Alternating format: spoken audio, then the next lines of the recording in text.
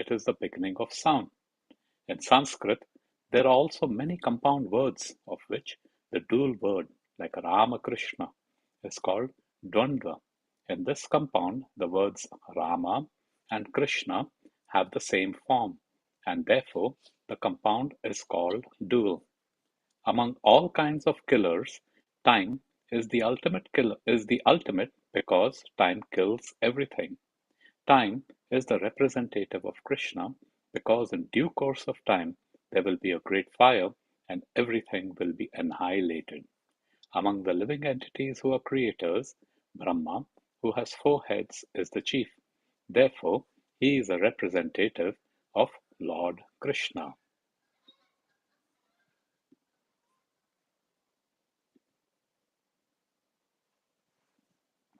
Om Namo Bhagavate Vasudevaya. Om Namo Bhagavate Vasudevaya. Om Namo Bhagavate Vasudevaya. Narayanam Namaskrityam Naram Chaivam Narottamam Devim Saraswatam Vyasam Tato Chaitam Udíryate Nashtaprayashu Bhatreshu Nityam Bhagavata Sevaya Bhagavati Uttama Shloke Bhaktir Bhavati Naishtukim Om Agnyantimirantasya Jnananjana Shalakaya चक्षुरुन्मिलितं येन तस्मै श्रीगुरुवे नमः श्रीचैतन्यमनोभीष्टं स्थापितं येन भूतले स्वयं रूप कदा मह्यं ददाति स्वपदान्तिकं वन्देऽहं श्रीगुरो श्रीयुतापदकमलं श्रीगुरून् वैष्णवंश्च श्रीरूपं साग्रजातं सहगना रघुनाथान्वितं तं सजीवं साद्वैतं सावधूतं परिजनसहितं श्रीकृष्णचैतन्यदेवं श्रीराधा कृष्णपादान् सहगना ललिता श्रीविशाखान्वितंश्च हे कृष्णा करुणा सिन्धु दीनबन्धु जगत्पते गोपेश गोपिकान्त राधाकान्त नमोऽस्तुते तप्त काञ्चन गौरङ्गी राधे वृन्दावनेश्वरी कृष्णभानुसुते देवी प्रणमामि हरिप्रिये वञ्चकल्पतरुभ्यश्च कृपासिन्धुभ्य एव च पतितानां पावनेभ्यो वैष्णवेभ्यो नमो नमः नमो ओं विष्णुपदाय कृष्णपृष्ठाय भूतले श्रीमते भक्तिवेदांत स्वामिनिति नामिने नमस्ते सरस्वती देवे गौरवाणी प्रचारिणे निर्विशेष शून्यवादी पाश्चात्य देशतारिणे जय श्री कृष्ण चैतन्य प्रभु नित्यानंद श्री अद्वैत गदाधर श्रीवासादि गौर भक्त वृंद हरे Krishna Krishna Krishna Hare Hare Hare Ram Ram Ram Hare Hare Hare Krishna Krishna Krishna Hare Hare Hare Ram Ram Ram Hare Hare Hare Krishna Krishna Krishna Hare Hare Hare Ram Ram Ram Hare Hare.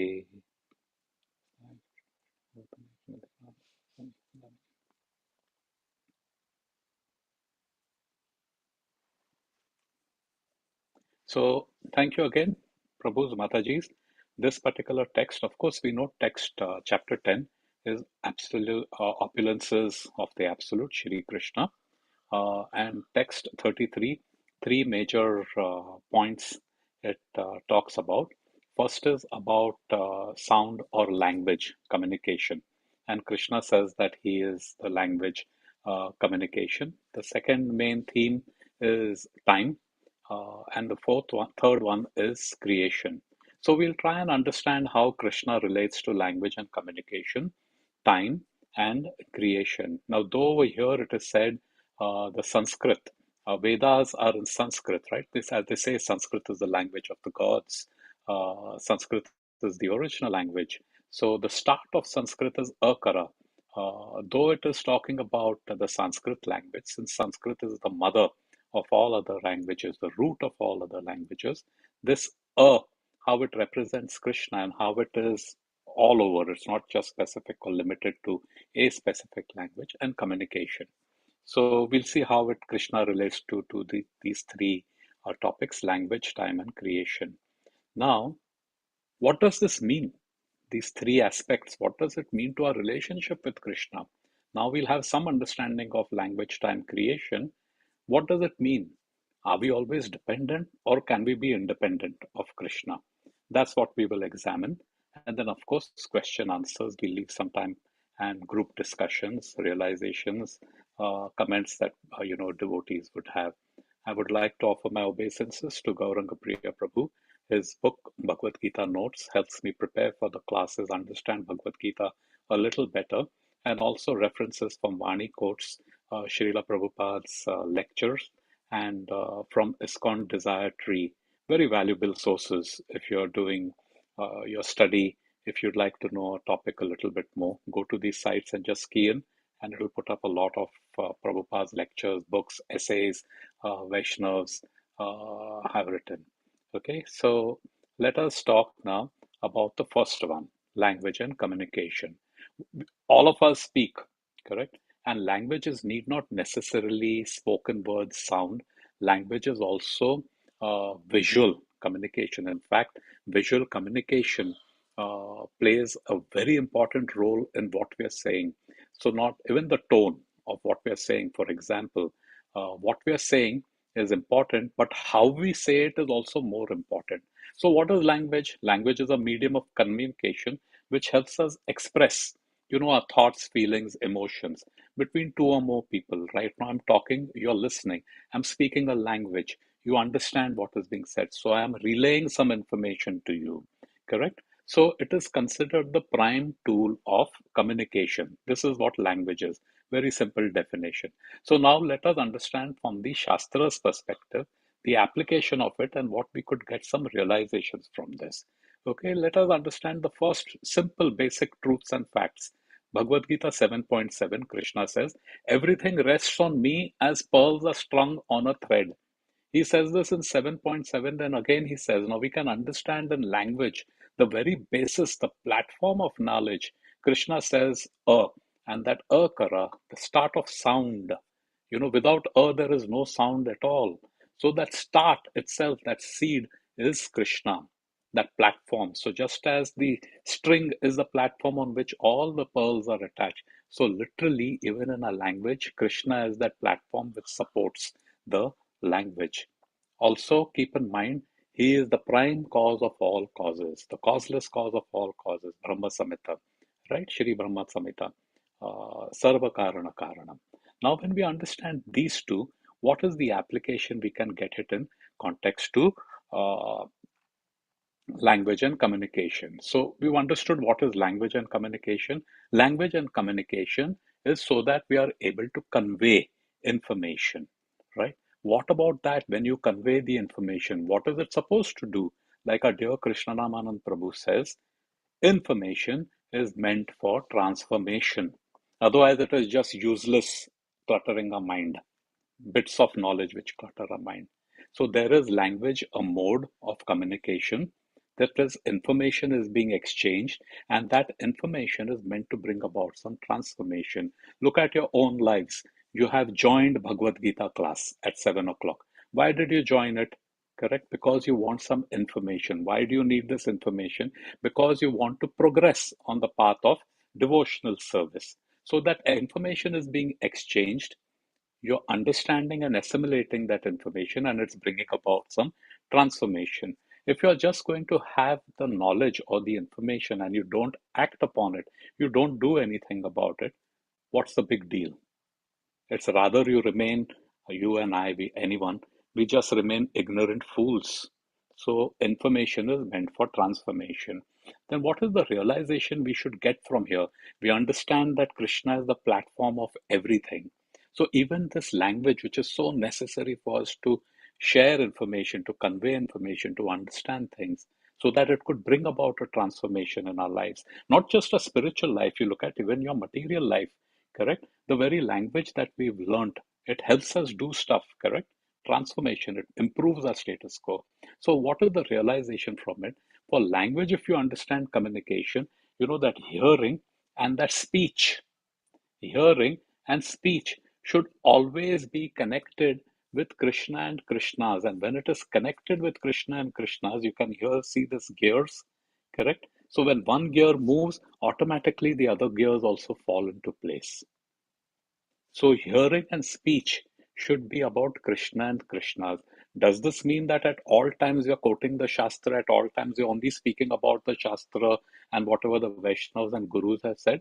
Yes, in the sense that whatever words, whatever that we're hearing, try to dovetail it in service of Krishna and Krishna. So tomorrow when you go to office in the morning and you are in a meeting, you cannot suddenly stand up and say Sarva Dharman Parityaja Mamekam Sharanam Raja. Yes, that is Krishna and Krishna's. But look at it that your job is also a service to Krishna. And then whatever you're speaking related to that job. You may be taking a report, someone may be asking you for a report, you're sharing information, conveying information. Be conscious and recognize this fact that you're be cognizant of this fact that it is for Krishna and Krishnas. The people whom you're talking to also, they may not necessarily be devotees with Tilak, but keep in mind they're also Krishnas. They're not separate. They're also Krishnas. They are an energy of Krishna. Okay, so this is what it comes to language and communications and how we should relate to it. Now, the second theme is time. What is time? Time is actually a very, very, very complex phenomenon to understand and also uh, to, we all realize time instinctly.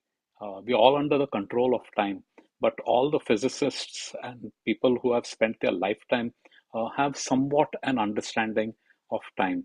So, one definition is the indefinite continued progress of existence, correct? Past, present, future, regarded as a whole. Now, in some cases, some thought schools of thought, they say time is linear. It starts over here and it keeps going into the future. So it's linear. However, what the Shastras teach us that time is cyclical, that it is like, think of, imagine it as a circle. And we can understand time is as a circle is because, we know the day of Brahma, night of Brahma, 1 month of Brahma, 1 year of Brahma, 100 years of Brahma. These cycles are going, correct? Yugas, what we call the four yugas which are there. So their cycle is continually going, and then finally it goes into a suspended animation when Mahavishnu inhales. Everything gets withdrawn over there, right? So this is what time is. Now let us see how Krishna relates to time. So keep a few key points in mind. In Bhagavad Gita 10, today's verse 33, 1132 and 1155, it is described as all devouring. So devouring means something which consumes, okay, and destroyer of everything. Few years back they had a program, I think it was NBC, one of those, I forget what, is what happens after entire mankind dies. All human beings die. Nothing is left. What happens? So they have actually calculated how long it will take for a plastic bag that we use in a grocery, how long it will take to disintegrate and get back to the elements. How long will a cigarette butt take to get your plastic bottles, your cardboard, your car, your buildings, and so on and so forth. So, destroyer of everything. Of course, these are very large scale time periods, but all the same, what they are doing is very, very similar, or it simply underscores what here Krishna says. I am time destroyer, I devour, consume everything. Consume everything. Of course, keep in mind, time has an effect in the material world. In the spiritual, there is no effect of time. It is timeless, you can say. There's no effect. You and I are growing old. Our skin will start sagging, it will start wrinkling, correct? And finally, this is matter. This matter will just perish. So, this is what is one point to know. It is a destroyer of everything. Next is there is a scale of time. Our scale and understanding and perception of time is completely different for different entities at different positions. Now, this even relativity, physics has proven it, that time is different, so much so that if an astronaut goes up in space, he ages less than the counterpart on Earth. And you know the very famous story of Captain Kelly, who's now a senator from Arizona. He went up in space, and when he came back, he was little younger than his twin brother. Similarly, Lord Brahma, his 100 years is equivalent to human being on Earth 311 trillion 40 billion years. Just think about that time scale. Similarly, we are like Brahmas, mini Brahmas, for there are certain living entities which literally come into existence and flash out. There are some flies which come, their entire life cycle, which is 100 years equivalent, is within 24 hours.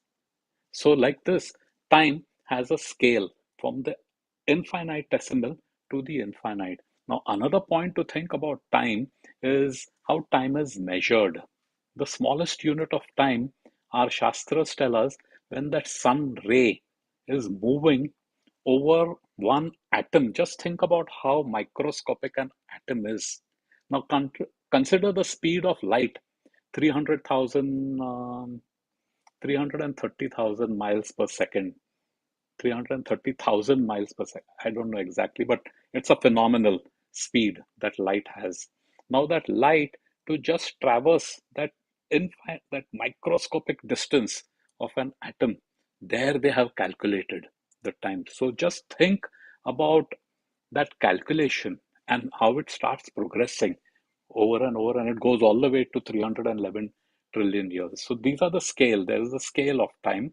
Then other is time, very important point, very valuable for devotees. What this means that a devotee, one of the symptom of devotees is he or she is very regulated in the habit. Whatever habits they have, having a bath, eating, dressing, going to work, coming, taking rest, anything, it's very regulated and systematic. That is one of the attributes of a devotee. And he knows that this time is Krishna's energy. He doesn't waste it. Just as resources that we get while having a bath or while brushing your teeth or something, you won't just leave the tap running on. Why? Because that water is also Krishna's resources. It's meant for a particular purpose, not for indiscriminate use. So, time is very valuable to a devotee. And the most important point, please understand this, is we are the spirit soul, and time has absolutely no control over the soul. Time has control over our body, time has control over matter, not the soul, not the living entity, not the jiva. Why? Because Krishna says in entire chapter 2, right, who we are. Wind can't dry it, fire can't burn it, water can't wet it, sword can't cut it. So it has no effect. Time has no effect on uh, the soul. It remains as it is, Sat Chit Anand. So what is the conclusion that we can come to know, since this is time is the controller? Time controls everything here in the material. What is it? Krishna is a controller. He's called Shaktiman, and everything that is Krishna's is the controlled, the Shakti. So we also, Jivas, are the Shakti of Krishna. We are controlled by Krishna. And time is one of the tools or one of the factors of Krishna that controls us in the material world. In the material world, again, spiritual world, it is timelessness. There's no effect of time at all. Then what is the application? We understood these key points, you come to a conclusion. What is this application? Very, very important for our sadhana, correct? Many a times we see that, oh, no time, I don't have time, I have so many things to do, I have work to do, I have to take care of the family, I have to go on Saturday for grocery shopping, Simeshwar Prabhu is calling me for book distribution, I have to go and do this, I have to do that, all the time it is time. We always find ourselves, we don't have time. There's a very famous saying, the busiest man always has time for what is important. The busiest man always has time for what is important. So, for our sadhana, how does this factor of time, relate to our sadhana? How can we make use of time? Correct? There are four things: urgent and important. Urgent and important, whatever is there, we must do it and do it first. What is urgent and important? Urgent and important is something which is immediate, which has an impact, or it could be in a crisis. So suppose, let's take for example a sadhana of doing japa. Now it is recommended you get up in the morning and you do japa. It's not compulsory, it is recommended. So if we need to make progress, get up in the morning and do japa. Of course, some of us can do it, some of us can't do it, some of us can do it sometimes, some of us can do it all the time, doesn't matter, do japa, that is important. But if it is urgent and important, doing japa is urgent and important, do it first. As the day begins, whatever is urgent and important, finish it off first. Then rest of your day is smooth. Otherwise, you're carrying it like a burden on your head. Oh, I have 4 more rounds to go. Oh, I have 12 rounds to go. Then many a times devotees do, they carry forward the rounds. And I remember in Radha Gopinath Mandir, there was one devotee, knew. He had some 100 something rounds to carry forward, some big number he was. So if he couldn't do it, okay, I'll carry forward to next day, and he would keep adding his quota for the next day. So urgent and important, do it first. The next is there is something which is not urgent but is important. What does this mean? This is like something like an obligation that we have. It is not urgent. For example, Savita and I were talking. I was asking her, "What? Give me some examples." So Savita told me taxes. Now tax season is coming up, right? She said taxes. Taxes are important, but it doesn't have to be done now only. However, we should plan and set a completion date for whatever it is. So basically, these are obligations that we need to take care of. So urgent but not important. But important, sorry. Not urgent but important. Then the other category is urgent but not important. So what this is if such a thing happens, you can delegate it to somebody else to get it done. Correct? So for example, Jaiprakash Prabhu is going to be making undio on one of the Sundays. Now to make undio, you need a lot of ingredients, right? You'll need oil, you need this, vegetable, that, or whatever else there is. A lot of things we need to get it over there, right? Now, Sunday is the date when he's going to make undio. So he definitely, today we are sitting on Thursday. There is an urgency to make sure he'll get it by 1 in the afternoon. Now, Jay Prakash Prabhu has also other things. He's the head cook that he needs to take care of. So it doesn't mean that he has to run right now and get it done. He can delegate somebody. So he could ask me, or he could ask somebody, or he'll tell Krishna Naman Prabhu, these are the vegetables I need, Krishna Nam Prabhu. So he'll delegate it and he'll ensure it is done. So before Sunday, he'll call up Krishna Nam Prabhu, okay, I gave you 10 things to bring. What is completed? Right? Or it could be an unexpected request. So say you're at work and you're doing your work at your office, you're doing your job, and then you get an email from somebody like, oh, Prabhu, Mataji, can you give me a recommendation letter because I'm applying for another job and they need professional references. It is important. It is urgent for him, correct? He has the urgency, but for you, it may not necessarily be important because you're working on something else. So if it could be delegated to somebody else, okay, maybe not you, but another colleague who was working with him would be able to give that letter. You could request that and get that done. And then finally, it is something which is not urgent and not important. Most of us get caught in this quadrant. Not urgent, not important, whether at our work or whether at our sadhana in doing this. Just get rid of that. If we can get rid of that, the sadhana will perfectly improve, substantially improve. Typical examples are WhatsApp, Facebook, internet. These are like black holes. It just sucks you in. You think, oh, I'll just go and check. But once you get in over there, you're completely sucked in. So much so, even if you start going to all spiritual items on Facebook, automatically your timeline will be filled with. But then you get sucked into it, though it is spiritual matter. You'll just get sucked into it, and then all your other work you forget. It could be for half an hour, 1 hour, 2 hours, non-stop. It will keep one to another. You'll keep scrolling and going here and there.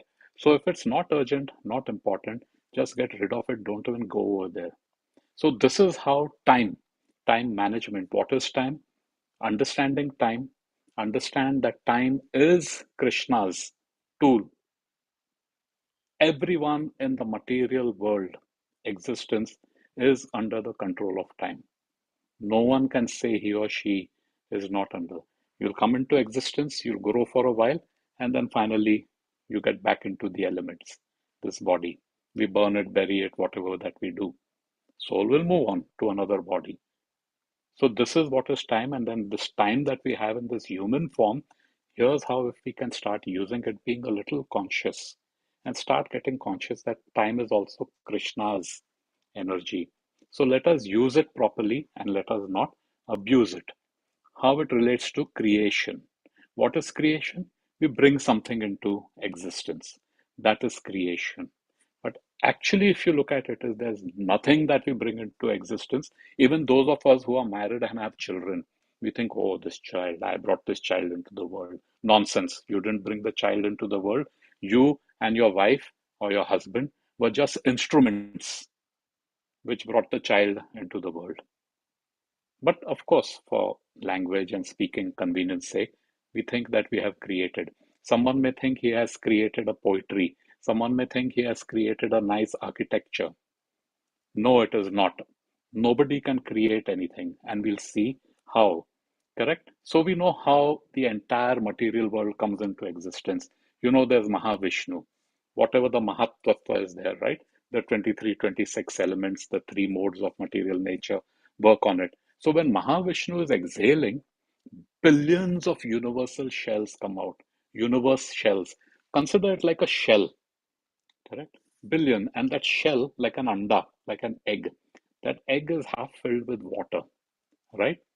Now, in our universe that we are there currently, we occupy, is the smallest, and the dimensions given is about 4 billion miles and billions of miles thick. So that shell ka covering is billions of miles thick, and the width is about 4 billion miles. So Mahavishnu has exhaled, and there are innumerable eggs. Each universe is like an egg, consider. And these eggs vary in sizes. As being the smallest, here's the dimension. Now, Mahavishnu expands as Garbhodakshai Vishnu, and he enters into each universe, right?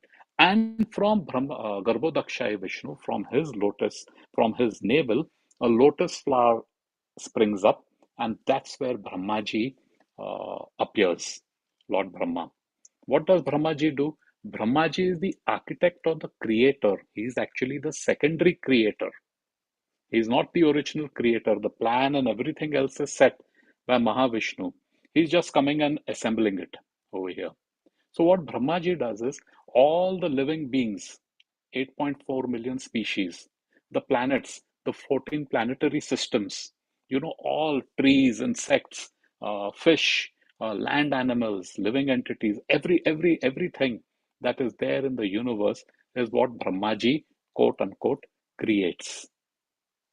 Then we have Kshirodakshai Vishnu, who expands. So Garbhodakshai Vishnu expands again, and he accompanies each jiva. And that expansion is also known as Paramatma. What does Paramatma do? He supplies memory, intelligence, forgetfulness. He is the one who's doing. He also goes and occupies every atom. The space between the atom, Paramatma is there. So if you look at this and if we understand this, is everything, the cause is Krishna. So what is it that you and I, or even Lord Brahmaji, has created? We are just instruments. So whatever we think we are created is what Krishna, through Krishna, is there. Savitra was telling joke in the afternoon. Nowadays, the science in the laboratory. So there's really no God. Prabhupada has written, life comes from life. Matter can never bring forth life, but they have challenged to say that, yes, using matter, we have been able to create life. This, I think, maybe about 3 or 4, 5 years ago, some amino acids they took and they were able to replicate RNA strands, which further replicated itself through some chemical process, whatever the technical details. But they called it very primitive form of life. Okay, so Savita told this joke. She says that one scientist God. He told Krishna, "Oh, was that you have life. However, I have been able to make life." So Krishna laughed. He says, "Very good. How?" So this scientist says, "Oh, I took this chemical and I took that chemical and I did this and I did this process and this, that, and all, whatever it was." So he says, "Hold on. Krishna said, get your own chemicals to make life. All these chemicals belong to me. So whatever you're using is mine. So you cannot say that you created life. Get your own chemicals and say that you'll be able to make life. Okay. Now that we know this is what creation is about, to do anything, we need knowledge. This is what the Shastra says. We need strength and we need action. You could have knowledge, but you don't have strength. You may even want to act on it, nothing will happen. You could have knowledge and strength, but you're just sitting in your armchair. Yes, I'm going to, chant 16 rounds attentively, but you don't chant only. Doesn't matter. Nothing is going to happen. It won't move the needle, as they say. So you need all these three things. And strength is not just physical strength, it is intellectual strength, it is emotional strength, correct? And the activity is just to move from point A to point B, to move the things forward. So knowledge, strength, and activity. This is required to accomplish anything. What does Krishna say? Bhagavad Gita 7.8. I am the ability in man. So he gives various who he is, right? Parallels. I am water, light of the sun and moon, syllable Om. I am the ability in man. So whatever knowledge that we get, whatever strength that we have, whatever ability to do, perform any action is all coming from Krishna. So if we understand this, whatever that we are doing, for whom it should be, for Krishna, it is his, it's for Krishna. If we don't do it, what are we doing? We are doing thievery, we are doing cheating. So the process of bhoga, we offer Krishna first. We have to eat, correct? We offer Krishna first and then we eat it over there. Similarly, whatever we do, we should do it as an offering to Krishna, that kind of a consciousness. Whatever we speak, we should speak as an offering to Krishna. Whatever we are hearing. And one benchmark is, ask ourselves this: if I'm going to speak, is it bringing me closer or will it take me away from Krishna? If I'm going to do something, is it bringing me closer or will it bring me away from Krishna? My Guru Maharaj says, in this material world, you can never remain where you are. The nature of material world is to pull you down, just like gravity pulls you down. It will pull you down. It's very easy to lose weight. It's more difficult to keep weight off. That's why all of us who go on a diet, exercise, this, that, it is that yin and yang. We lose weight and then again we put on weight. Again we lose weight, we again put on weight. So if we are very conscious, this is Krishna conscious, bringing me close or is it taking me far? And then it will become a habit. Start asking this question. It may not happen for each and everything, but at least start somewhere. And that's how we can make some progress. Now, this is something which is going to be an interactive session. Uh, I need your cooperation, please. So, what does all this mean to our relation? Are we always dependent, or is there some way we can still be independent of Krishna? So, I need answers and your thoughts on what is dependence and what is independence. So, it's open to everybody. If someone can please share what is independence and what is dependence. Independence is the ability where you use whatever knowledge you have, information you have, and apply it to the best of your ability and understanding. That's how I perceive as my limited knowledge on independence.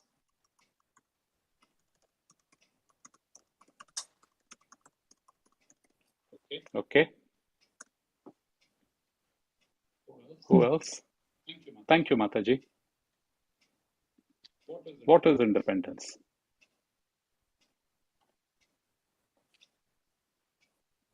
Dependence is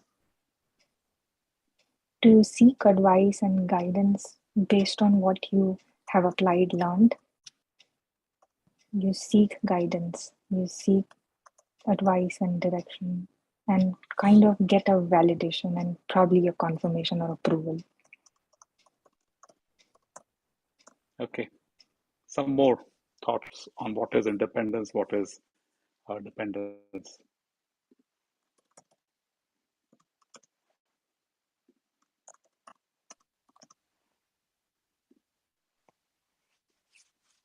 I think independence is just the ability to do whatever you like.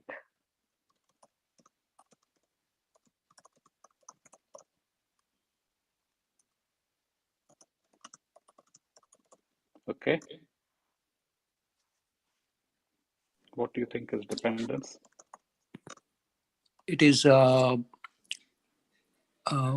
freedom or independence from the thoughts, our mind. Freedom from. Okay, nice.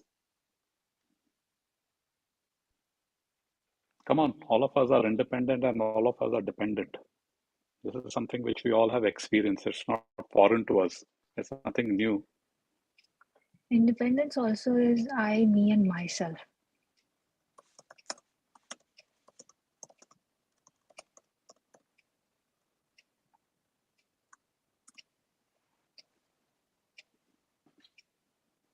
So there are a lot of independent people here, four up to one.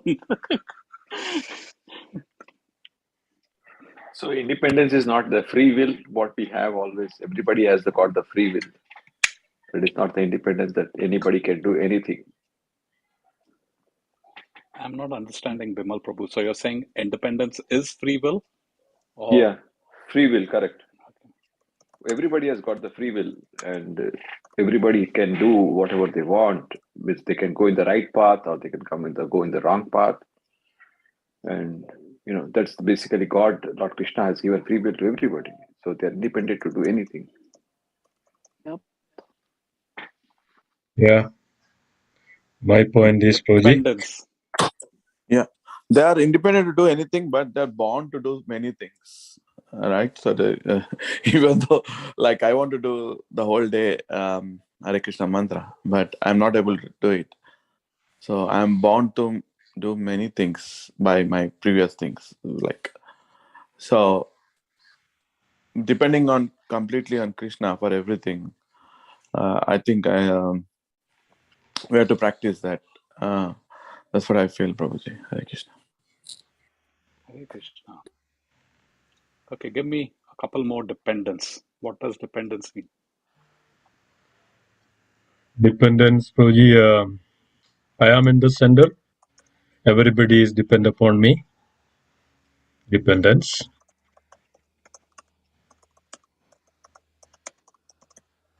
Okay. The independence, of course, you can take both ways, vice versa. Independence also, we can say that I am in the center. Everybody else is depend upon me.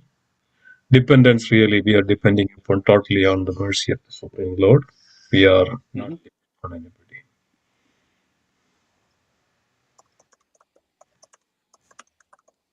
So there, Krishna is in the center, dependency. We are. One more dependence, please. So dependence in terms of the nature, right? We are dependent on the food that the nature provides. So everything in its nature, we are dependent. Got it. Food, air, basics. Yeah. When you rely on something else, when you have to rely Yeah. on something else. Mataji, I was going to just mention reliance.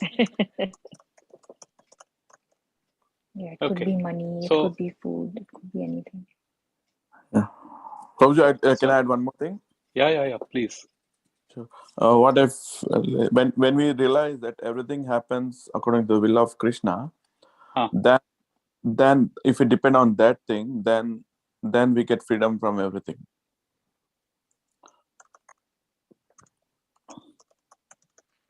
Because we will not react for anything. if we believe everything is happening according to the will of Krishna, all our anger, frustration, everything will go away automatically. So we will be free of anger, frustration, sadness, and all the stuff. That's the real freedom. Yeah.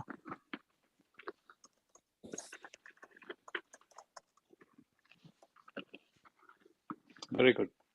So we were able to collect 10 points, which is fantastic. Now just look at these 10 points, correct? Independence, dependence, things like that. Now try and figure this out. How can this bring me closer to Krishna, and how will it take me farther from Krishna? So in one sense is we are always dependent, either on Krishna or on Krishnas. We are either dependent on the Shaktiman or the Shakti. So, in one sense, we are always dependent. Now, the choice that we have is either to be dependent on the superior or on the inferior. We've had experience in this lifetime and countless lifetimes of depending on the inferior. In that dependence of the inferior is I am in the center and all depend to me. I, me, myself, that thing. I'm that illusion. I'm independent of Krishna. So if we look at each one of these points, apply knowledge to the best of my. Oh, I've gone to the next slide. Sorry. Um,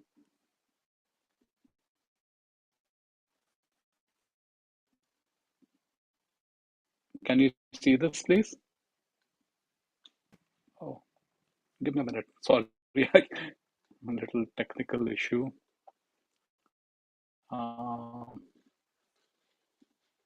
Can you see the comments which people made? So these are these 10 points which you so nicely, all of you were able to explain. So keep this in mind. We're always dependent. We can never be independent. We have this choice over here. Even the free will is given by Krishna. Just think about it. We think we have that free will. Even that free will is given by Krishna. Now the question is, what choice do I make? How to use it? Do I want to be directly connected with the Supreme, or do I want to be connected with an inferior energy? That's our choice. Even Krishna won't interfere with that. You want to do it? Fine, do it. What you want to do. He'll provide the necessary arrangements for you and me and all of us. So this point, I think Ajay Prabhu made this point, right? Dependence on Krishna will lead to independence from anarthas or whatever other things which are keeping us connected with the inferior. So this whole thing, language, time, creation, okay? Understand this. We are all dependent. We have a free will. This free will we can choose to either be with the superior or inferior. If we choose to be with the superior, automatically this inferior fades away. Thank you very much, Srila Prabhupada Ki Jai. Hari Bol. Anyone has a comment, realization? I don't know about the time, so make sure who can guide us. If anyone has a question or Yeah, we have time. Please, thank you so much. And questions, any comment? yeah, go ahead, please. Let's have some wonderful discussions. I have a question, and thank you, Prabhuji, for explaining everything very nicely. The question was on independence. If let me put it this way. Let's say you any other entity, we all have free will, and that is also given by Krishna. And we do say that we have that small element of independence, which is equated as free will given by Krishna. And we also understand that we are completely dependent. We are actually never truly independent. And all of us has this super soul, which is the same super soul sitting inside everybody. So I really don't understand that where is this independence element? It really actually doesn't exist. Does that question make a little sense? I can clarify. So, if I understand you rightly, Mataji, you're saying is uh, we have the free will, and there is the super soul, and uh, the super soul is the same with everybody. Mm-hmm. So, is that why we think there really may not be free will? Because the super soul is in everyone? My question is that really does this truly independence is existing anywhere? Because free will is not ours. It is a choice given also by Krishna. Super soul Hmm? is same, which is sitting, same super soul is sitting everywhere. So where is this true independence existing? I don't think it exists. Krishna doesn't interfere with your free will. He has given it to you. How you Mm-hmm. use it depends on you. So, for example, if you see that the state government has created highways and it has created local roads, they have Mm-hmm. made a facility for you to use it. So you can go from point A to point B. Now, the state government also gives you a driver's license, which says you're qualified to use it, that road, the facility which the state government has made. Who controls the state, the roads, etc.? The authority, the state government. Mm-hmm. Now, you have also gone through a test and given your license, driver's test, and got your license to say you're qualified. Yeah. Now, the state government puts up on the highway 65 miles, and in a school zone, it gives 25 miles. Yeah. Now, if you want to drive at 100 miles on the highway, freeway, the facilities are given over there. It's your choice whether you want to obey that 65-mile law or you want to break it. State government has given you the facility. So similarly, this free will is a facility provided by Krishna. And the choice how I make to use that free will, Krishna doesn't interfere with it. Krishna says, don't do it. He sets up 65 mile speed limit. And if you do this, either you'll get into an accident and hurt yourself, or you will get a ticket, or worst, you could go into jail, whatever punishment, some consequences are there. So similarly, that free will is a facility which Krishna has given me. It is my choice how I use it. If I use it, actually, if I abuse it, I have the consequences. And if I do it properly, use it properly, there also I have the consequence. Only thing is, one consequence will further my purpose and my cause for which I was given this free will, my human body, my intellect, my mind, my sophisticatedness as compared to other living entities. So I will elevate my position. If I abuse it, I'll again be stuck over here, paying my fines, paying my insurance, whatever, pain, which is over here. So free will is a facility. Look at free will, a facility which Krishna has given us. Just like I have this body is also Krishna has given me. How I make use of it, I could either be smoking, doing drugs. Yeah. No one is going to stop me. So Okay. that's how we can look at free will, Mataji, and our choice.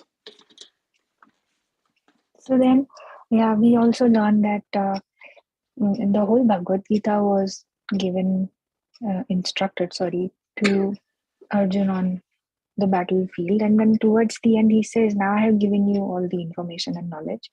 The choice is yours, right? Correct. He says that, Krishna and will never then, interfere with your free will. yeah, that's the problem, Prabhuji. That's why we are all here. You know why he doesn't interfere with your free will? Why? Which is again for our benefit, Mataji. The For reason, so correcting our we have this consciousness? question. It is basically Krishna has everything. We've learned, right? He Yeah. has all those six opulences. One of those opulences is renunciation. Mm-hmm. He's not attached to anything.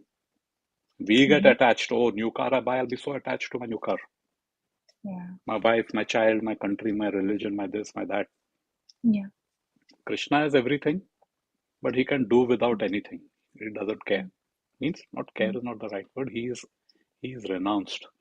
Why has he given us? What does Krishna want? Just think about it. What does Krishna want? The love. What does Krishna think of? Huh? The love. What the? Yeah, Yeah. because love is something which happens out of choice.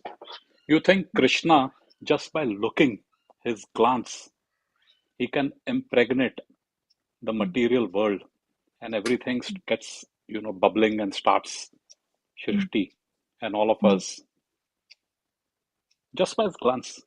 Krishna doesn't have, if I need to drink water, I have to get up and get to the kitchen and get water.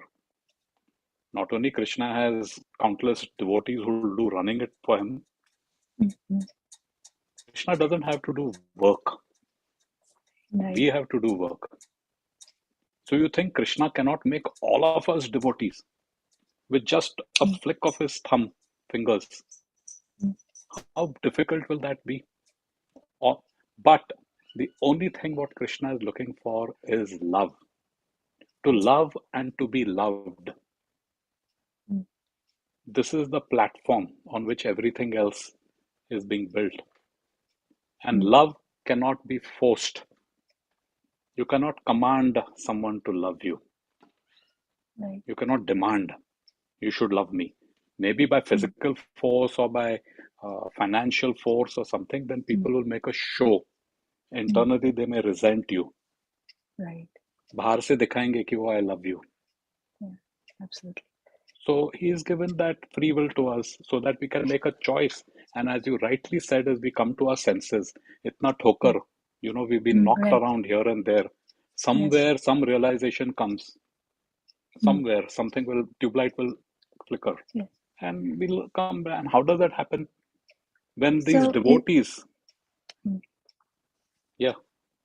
is it safe to assume, Prabhu, that when we said that love is out of choice, is it safe to assume that both the Paramatma and Atma, all this whole business, I don't want to say business, but this whole interaction is happening, we are just because we are chasing the pure love, right?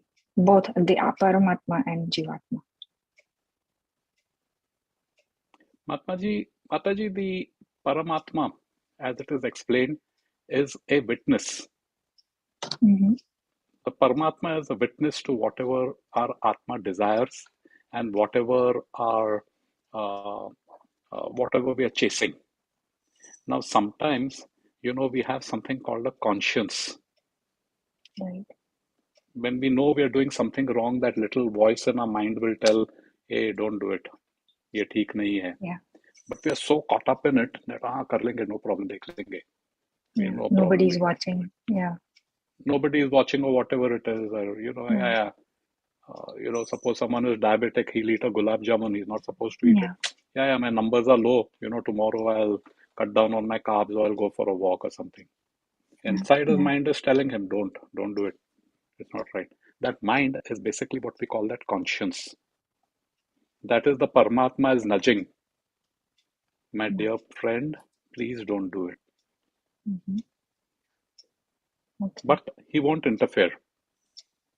He'll advise you, आपकी मर्जी जो करने आपको. It's yours. So then you say that, Krishna should be responsible. Krishna made the gulab jamun. Krishna didn't stop me. Krishna knows what is best for me.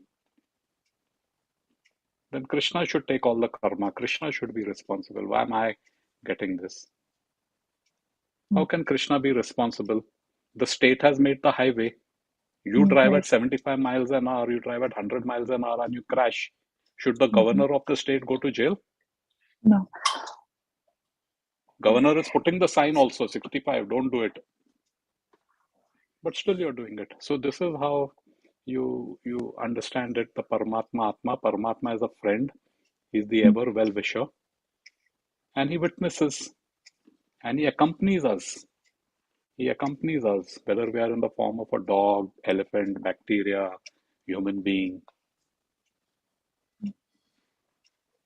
Krishna wants us to come back to him more than we want to go to him. Yeah, so that's where I was trying to probably make this as a point which you are already making, that both him and us, all of us, and him, including him, we are only after love, right? We are looking and chasing for true love. And that comes when you identify or you realize yourself. Your self-realization is equal to true love, your relation with the Supreme. And both the Supreme and the Spirit Soul, we are looking for the same thing, chasing for the same thing, isn't it? Yes.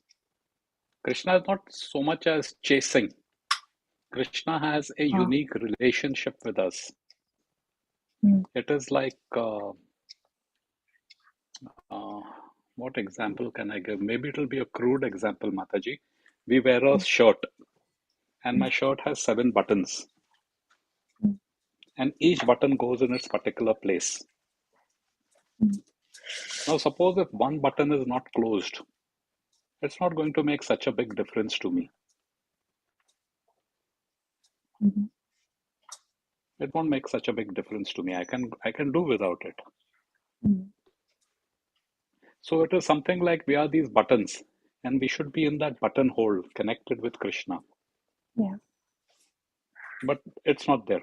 So Krishna, though it doesn't make a difference for him, he's thinking more about us because Krishna loves us more than what we love him.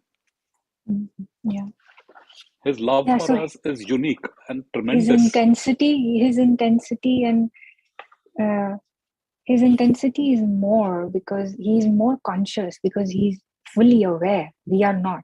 And so that's why our intensity is not that. Like, let's say each one of us will think that, oh, we have something that is not complete in us, or we have something that we are not satisfied about. And that is actually your dormant love for Krishna.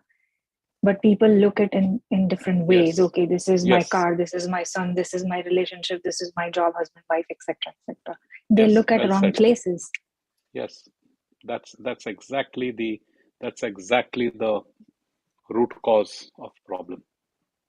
All of us So are it looking for love. it is us actually who is chasing. Krishna is not. He's actually very intensely waiting for us to turn back to him, because he's fully aware of the issues what we are having. Krishna is not, it's not that Krishna is not chasing us. Krishna is kind of chasing us also. Periodically, we get these tokers, which wakes us up from the drunkenness that we have. Right. But still we say, no problem. I get it. So we get thrashings and slaps from different avenues. People material, don't get it. yeah, Yes. material Yes. nature is giving us nicely. And many a times we Yes. think even when we're doing well, that's also a Yes. bigger kick for Yes. material, Maya. Yeah, exactly. Yeah, Thank Prabhuji, you I so would much. call them as Krishna's mercy. Yeah, that's another way of looking at it. It is Krishna's mercy, provided we We do look something at it about it. that way. Yes. And we We do look at something it. about it. Yeah. His mercy is there for everyone. Ramapad Yeah. Maharaj said Krishna's mercy is like sunlight. It is there everywhere. The sunshine doesn't discriminate that only on the devotees I'm going to shine. I won't shine on the mlechas and the karmis and the atheists. No, the sunshine is available for everyone. However, all of us are sitting in a dark basement and we're very happy in that dark basement. Very happy. So wanting to come out of that basement, that is what is called qualified to get the mercy. Mercy is for the unqualified actually. So when we start climbing those steps to step out into the sunshine. So when we have this realization that when I get slapped, I lose my job, my 401k tanks, my whatever. There are so many, you could go on and on. My children don't listen to me, my this, my that, my anxiety, whatever. As Prabhu said, if we look at it as mercy of Krishna, then that helps us get closer to Krishna. That will help us bring closer to Krishna. Am I getting closer? Am I getting farther? Otherwise, what happens when these things happen? Krishna, I'm doing 16 rounds, I'll give you bhoga. Still are putting me through this. Then that is not love, no. That is transaction. That is transaction. वो बनिया बन गए हम. We are vyapar, not pyar. Where is there love? Love, you don't expect anything. You only give. Love is only giving. It's only giving. It's not expecting. So, Thank you so much. I appreciate you explaining this. I needed this. Thank you. Simeshwar Prabhu, if you have some thoughts, if you could please add some more, we'd like to hear from you too, or any other devotees. Please keep it a group discussion. Yeah, it was excellent. It was an excellent reply, and that was absolute. As he put together nicely about the choice, the free will that what we can select. Ultimately, we are all Krishna conscious entities. That's what it is. Srila Prabhupada says, right? That's you are also Mataji. You just mentioned that as well. We are all Krishna conscious entities. We are part of Krishna, but yes, this is we are the one who is actually taking that choice, selecting that choice. So, like I was thinking, and actually, like it's a magnet. If you take a magnet, any pieces of magnet, right? So it's all comes together, right? It's part of it, or any like a particle of an ocean is part of that ocean. Right? It's like it cannot be really separate from it, but the moment it's separate from it, actually it has its own kind of nature, right? It creates, right? So we know that when the water particle come from the ocean, and it's actually when it rains, so it loses that some kinds of qualities of like the salty and all those things. So it's went through the various changes. So that's what is exactly we are all when we come out from the Krishna or Krishna consciousness or Krishna conscious entity, that level.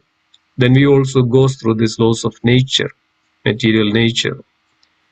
So then we goes through various birth and death and so many things, and we accumulate all this mind, the senses, subtle body, gross body. Then all this comes, desires come from the subtle desire, sense perceptions, not actually the real, the soul level, but all comes from the material bodily level and all the sense perceptions and all those things. So it's, and then every lifetime, we are completely on grows and our subtle body level, not really on our real spiritual, that Krishna conscious entity level. So all this exercise is everything for that Krishna is giving us this to realize and understand that this all whatever we are using with our gross body and subtle body just to satisfy our senses and the mind, then so that's why Krishna says that understand all this, work for me, utilize your senses for me, your body for me. So why Krishna is giving that instruction? So that we can come out of it slowly, otherwise it's very difficult. Even though we select a choice, but it's very difficult to overcome this material potency or that Krishna's external potency. So that's why this illusion comes. That's why it's called illusion, the Maya. So it's all illusion does that, something Maya means that which is not. So we all know that, this gross body is temporary, this senses are temporary, this mind is temporary, this intelligence is temporary, all these are, but we are so much connected with only this, not that the soul. We always identify ourselves with this one. So these are the problems. So Krishna is telling us that, understand this and work for me, that as I am the Supreme Lord, so that gradually by the potency of that we can, more and more getting closer to Krishna. That means we can get rid of all our impurities of gross and subtle level. Then we can completely purify ourselves and we can completely become, Krishna conscious entities or pure, or the pure soul. That's our original nature anyway. So even though free will, that free will, we have to select that choice and then, go for it. And that you have to, attain Krishna. Yes, Krishna is eagerly waiting for that. But Krishna never interfere, yes, in the sense that this is a purificatory processes. Yes, Krishna can, make you, but that is what will happen if Krishna gave everything, but your mind is still on the material level, like a Markada Vairagya. A person goes to the forest but still thinking about his material needs, so there is no use for it. So this is a purificatory process for our benefit. And yes, also another point is Krishna is looking for love, or ultimately the spiritual realm or spiritual entity is completely full of all these things. That's the nature of the soul. That's the nature of Krishna. There is no material entities, or what we call it as a love in this material world. That's not really the love. This is all love which we are talking about in this world is just a, that some kinds of lust or some kinds of material needs, or if you scratch my back, I'll scratch your back, that kinds of concepts. If you do that to me, I will do that to you, kind of things.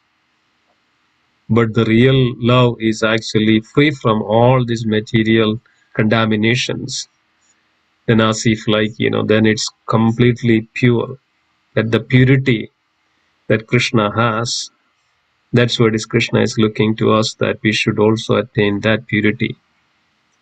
So that is that's a complete constitution. That's a complete, what is called complete. That's called complete of that. When we are with Krishna, that's our original nature. Otherwise, it says that fish is out of the water. Like fish is original nature of the fish is with water. So that's our original nature is with that spiritual, the supreme. Then we are complete. Otherwise, we are incomplete in this external energy, or we struggle for the life. Yeah. Prabhuji, I have one follow-up. Go ahead. We mentioned that the concept of love in material plane is mostly transactional, and very subtly people use, abuse, or misuse, or exploit, even in relations and jobs and circumstances. So there's no purity. Basically, it's perverted. It's not pure, but it's transactional. And we also know that the purest form of love that survives or exists in this material plane is only mother's love. So is that a true assumption to just equate mother's love as the purest love that we receive or get or give Krishna eventually? Not exactly, because that's just a comparison of it. Yes, some extent is they have some sincerity, unconditional, all those things. These are unconditional, some unmotivated, something like that. But pure love is actually comes only from the pure, like only on the pure consciousness. That pure love only comes from the pure consciousness. We are all selfish. In terms of selfish, in all respect, we are all selfish, and we are not pure. Who is the pure? Actually, look about Srila Prabhupada. At the age of 69, if Prabhupada is selfish, Srila Prabhupada could stay in the Damodar temple. Srila Prabhupada took that severe strain to come to America, and even without water, without food, without any kind of facility, without anything, and just trying to make others conscious of the Supreme Lord. This is the real love. This is real love for the Supreme Lord, real love for all the living entities. Who else can do that? This can all come from very pure consciousness, pure state of consciousness or purity. And that's why purity is the force. If the purity is not there, then whatever we say, it is actually just all come from our gross and settle, all this sensual, all this level. Purity is only purity when we are become really spiritual, understand Krishna, and we work for Krishna. If you work for ourselves, right, me, myself, mine, that's not love. That is just lust means unwanted desires or selfish desires. Yeah.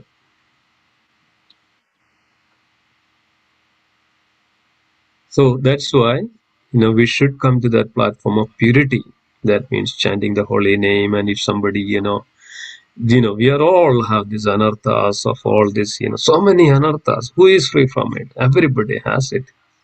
So it's very important that, unless and until we use and understand holy name and chanting of the holy name and remembering the Krishna and completely free from, somebody says you something, what is the big deal of it? Whether, like Hanumanji, like, whether it is a pebble or a stone, or what is the difference between the gold and water?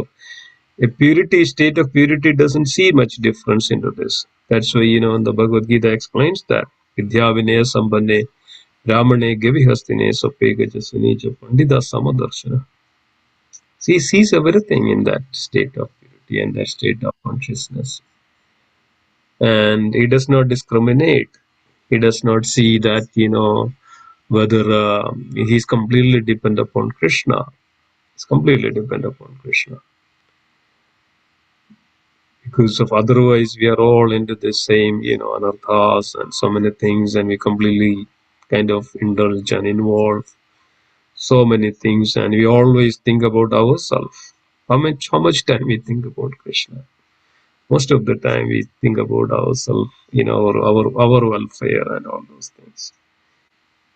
So so by the devotional process, so by this process, so we can gradually come out from this material ocean. That's what is this external energy is compared with that and material ocean.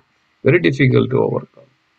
So only by gradually, by the mercy, by our endeavor, we can slowly come out of understanding and equiposition and equanimity. Everything we see as an equal and not discrimination of anything. No selfish motive and attitude, no unwanted desires, and no kind of, when we subdue all these things, we can come out of our anger, greed, illusion, and all those things. And we will situate into that. That's called, Krishna says in second chapter, Sthita Pragya and Sthira Buddhi and Sthita Pragya and all those things, Anartha Nivritti stage. So it's a beautiful process. Sadhu Sangha, Bhajana Kriya, right? Adhav Shraddha, Sadhu Sangha, Bhajana Kriya, Anartha Nivritti. Mm-hmm. So that's the stage. Then only it comes really the bhava and prema. Nishta comes after that. Steadiness of our mind. And then bhava comes, that our feelings towards the Supreme Lord. Then only really comes that prema, what we are talking about, this love. Krishna is prema, and what we call it as here sneha. There are different stages of it. There is sneha, there is prema, then there is unmada. Uh, there are 8 varieties of these stages are there. Then bhava comes. So really the state of prema, everything else is unmada. That's called, in Sanskrit word called unmada. Unmada means kind of feeling. It's not really reaches to any point of it. So one should come to, that's the Krishna's love. That's what is Krishna is looking. So that's a real journey that we all have to take. It's a pure love that one can give to Krishna, that only comes from our pure state of consciousness.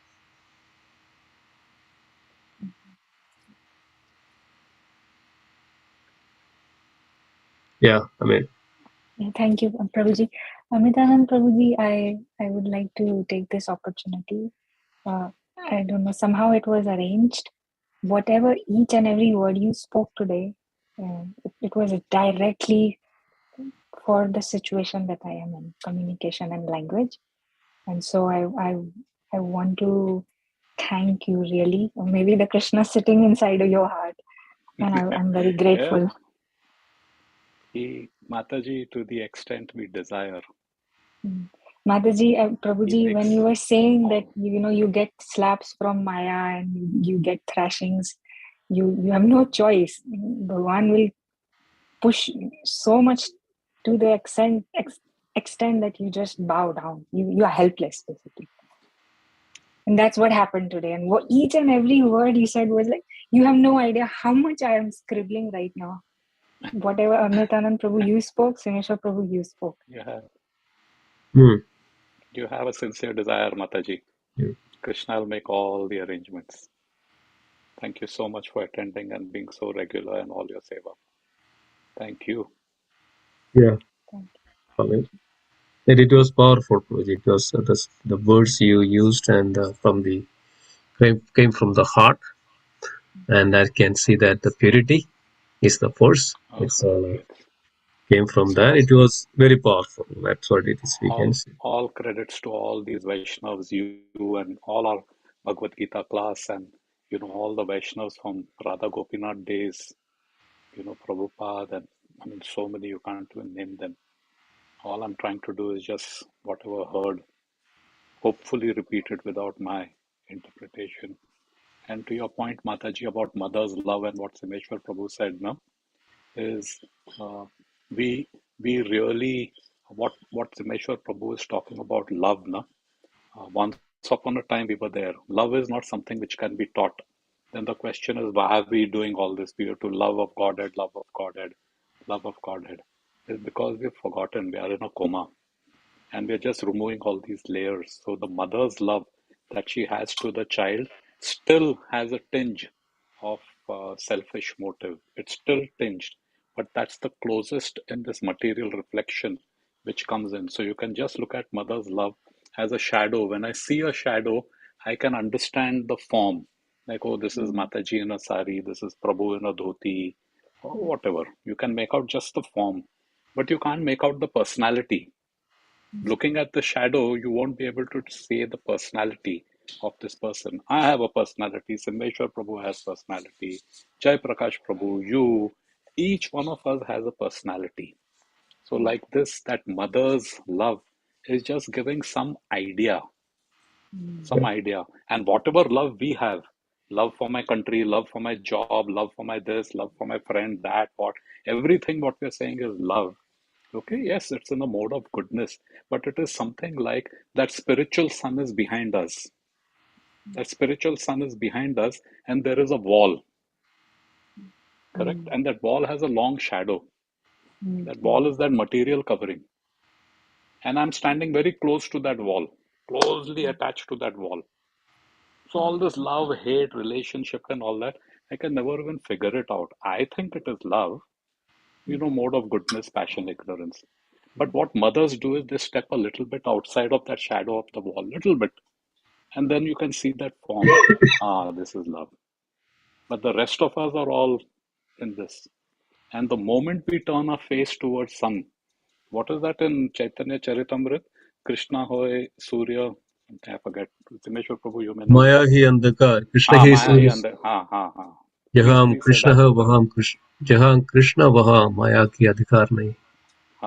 That there is this thing in Chaitanya Charitamrita. Krishna is the sun, Maya is darkness. And wherever there is Krishna, there is no darkness. So all we are doing is we are turning our face to Krishna. Then we have full whatever with other people who have turned their face to Krishna. That's when you actually, there's no question of shadow, no, Mataji. So this is how, they had explained. Thank you so much for everything. It's 8:36. Thank you. Yeah.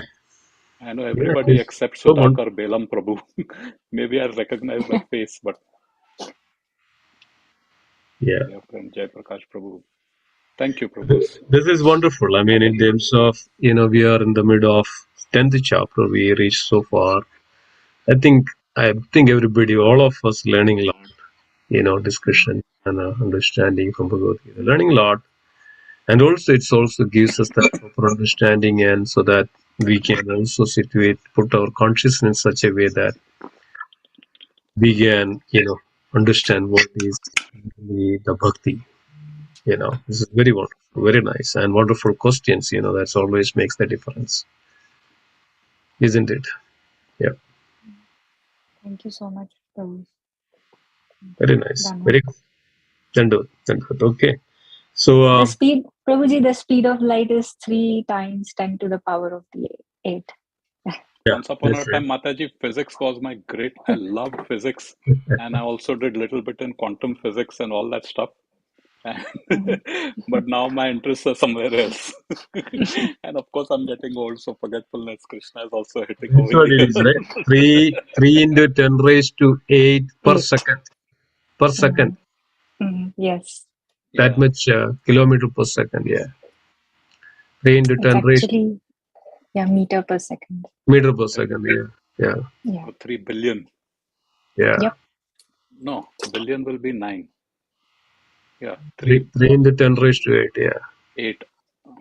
Yeah. Physics was my favorite subject while growing up, and Yeah, I'm actually very in awe and reverence about that teacher. He was a Bengali teacher and still my yeah, favorite teacher. yeah, Yeah, Yep. that helps a lot to understand this concepts of especially spirituality. So those who are really Mm, the lovers of physics, they would definitely love this spiritual topic because of we can't see much difference in it. Right? One is scientists maybe just put some names, but this reality yeah. yes. is the real physics. Yeah, Vedic science is way ahead of its time. What, millions and billions of years. Today, slowly, it's just like, you go on the seashore and you find little shell here, you find one shell there. The sea is immense, and how many shells are in that we can't even count. So we find little one thing over here and we say, oh, this is what it is. And then some other scientific discovery and little shell here, little shell there. And Yeah. the ocean is Endless. crazy. It's like endless. So we are like little children. And if we just go directly, to the deep sea divers who are the Guru and Parampara, they can tell us what treasures are over there. But we only need to touch and feel to believe. We only need some mathematical formula. This is right. So, always, if at all a choice is to be made, with your eyes closed, just jump into the, of course, as it is. That is the underlying thing. Guru Parampara, as it is, eyes closed, you can, of course, Prabhupada discourage it. Don't do blind faith. Surrender your intelligence. Don't surrender your intelligence. But once you have that, it's mind-boggling. Just think of the time calculation of light traveling over one atom, the width of an atom. That speed, 3 to the power of 10, 3 into 10 to 8. That fraction of a time. Yes. And mathematical, not just poetic. Yeah, the more Bhagavatam, Vedic cosmology, it's uncovering it's like opening your eye. It's an eye-opening fact, Yeah, and nobody can prove this otherwise. Nobody. So like how you are saying we are small seashells in a vast, huge ocean, and it's like basically whenever we get to a realization, oh, Bhagavatam has this much to offer, and we are like after $1, $2 here and there, and love and this and that, job and visa and everything. It's like so insignificant. I feel even shy to even compare this with that. yeah. Two things, but yeah. Is it bringing me closer to Krishna or taking me away from him? I Mm, think that mm. helps. Nowadays, there's a big thing, Kashmir file, Kashmir file, Kashmir file. Yes, I don't know what's the deal with that, Prabhuji. It's for me, I had it very simple. Like in Yeah, my family, my sister, yeah, she's very much for BJP, and my cousin brother, we've all grown up actually like brother sisters. He is mm, for Congress, and they have big fights. Of course, that love is there, uh, but it becomes so interesting to watch. And then finally, I mm. come as the referee, and then I start talking about Krishna.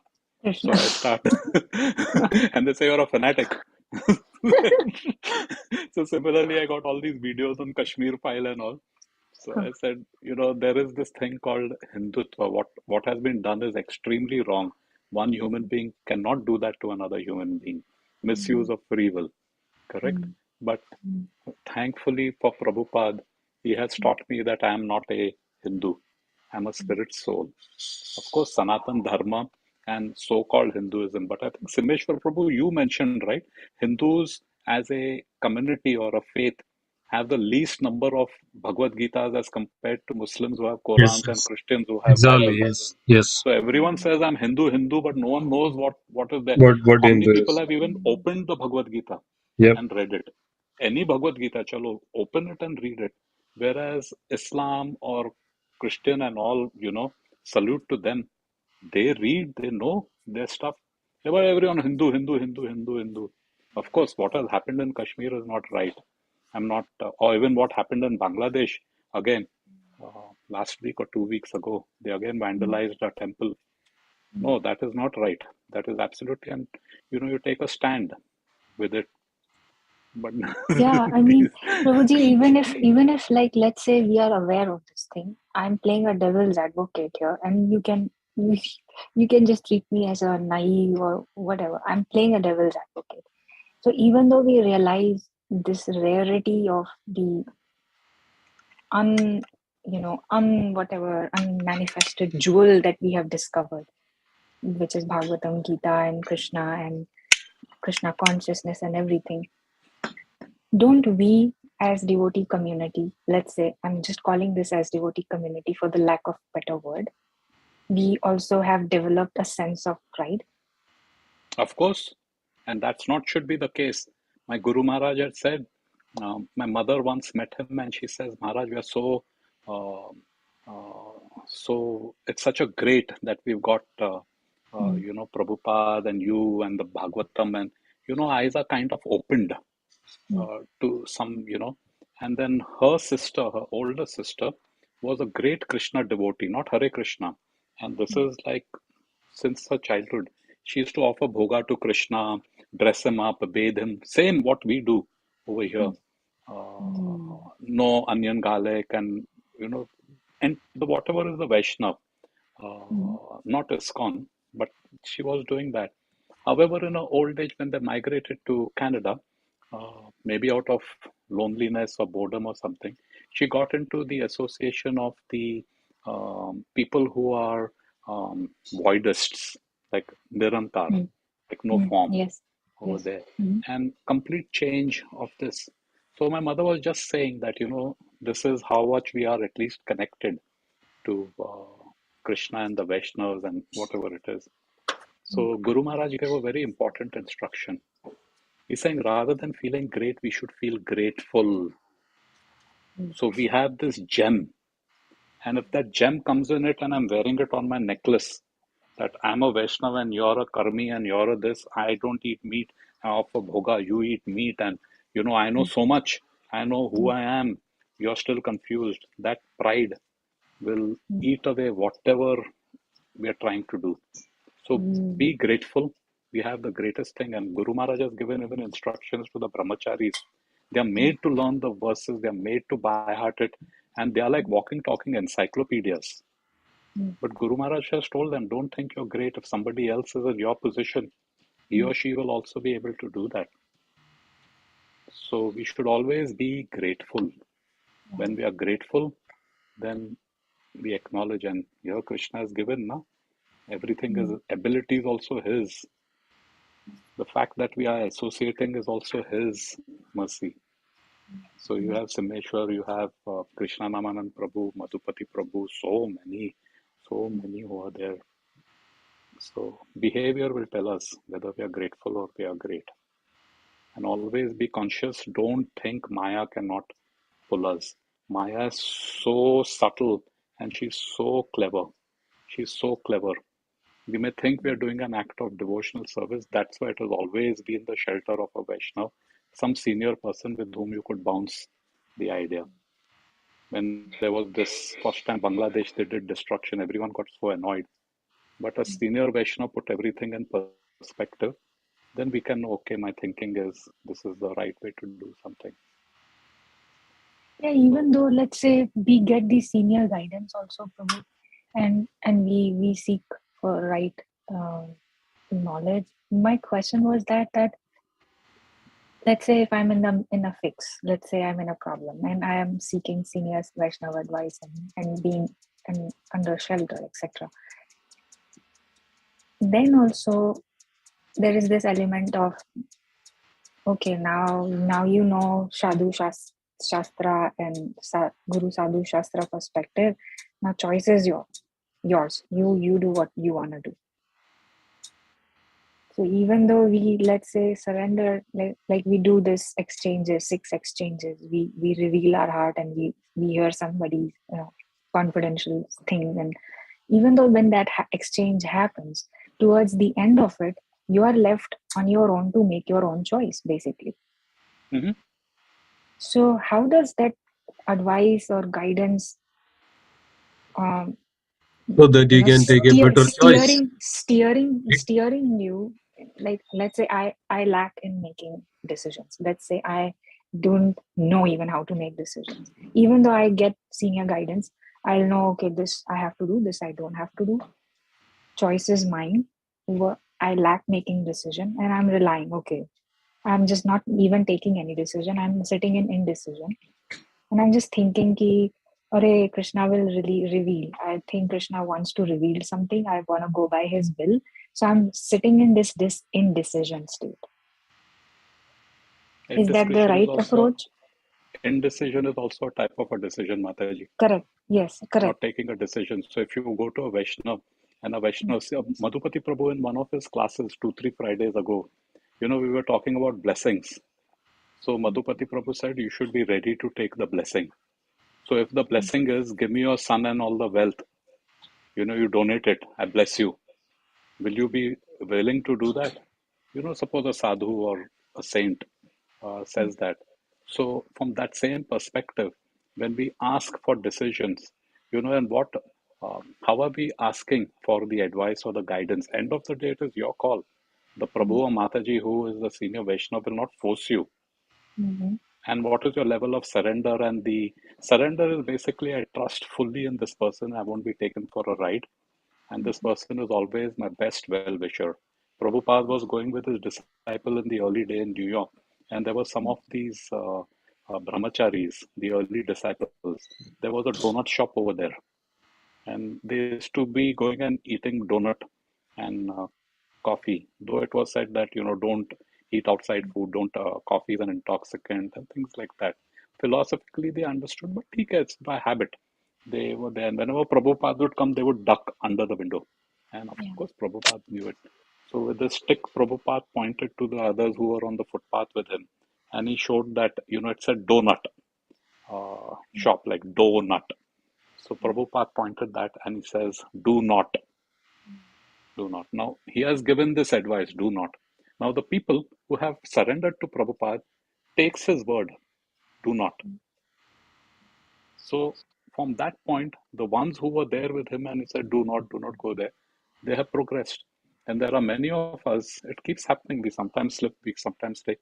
So, that is where our whole Vaishnava Sangha and the whole other importance is not just the advice. Even when we slip up, there is always a helping hand to pull us back. Always. You can go with your eyes closed. Everyone will forsake you. A Vaishnava will never forsake you. Never. That's who a Vaishnava is. So a Vaishnava is always there to put his hand and pull you back on. He'll pull you back up. But your free choice, Mataji. So your decisions you take shelter of a Vaishnava. With Matajis, they have, I think, some course. Sameshwar Prabhu, na Gundicha Mata and Yeah, Arjuna Gopi Mataji. They have some Matajis. Vaishnavi something, huh? They have Something is there. Vaishnavi Sangha. It's called Priti Lakshana. Are you part of Priti Lakshana, Mataji? Janaki But Mataji? anyway, this Sangha is very important. Yeah. So are you part of this Thank you. Priti It's Lakshana, getting Mataji? almost 9 o'clock. Yeah. Great. We could go all night, but thank you, Yes, Sameshwar yes. Prabhu. Thank you for everything. Yeah. Thank you. Hare Thank you. Krishna. Thank you. Thank you. Okay, let's conclude then. Hare Krishna. Yeah, Hare Krishna. Hare Krishna. Vancha kalpatarubhasya kripa sindhu bhavaja Should we padidana. bring it to a close, Prabhu? Are you not able to hear me? Hare Krishna. Hare Krishna. I think Prabhuji froze. I can hear you. Okay, I think, okay, all right. So let us then conclude. Vancha kalpatarubhasya kripa sindhubhyo vacha paditanam pavanebhyo vaishnavebhyo namo Vaishnavibhyo namo namaha. ki jai. Jai, Shri Bhagavad Gita ki jai. Srila Jai, Prabhupada ki jai. Jai. Gaura Premanande. Hari Hari Hari. Hari, Hari Thank Hari you. Hari. Thank you, Amritananda. Thank you. Hare Krishna. Hari Thank you, Bol. Hare Amar. Krishna.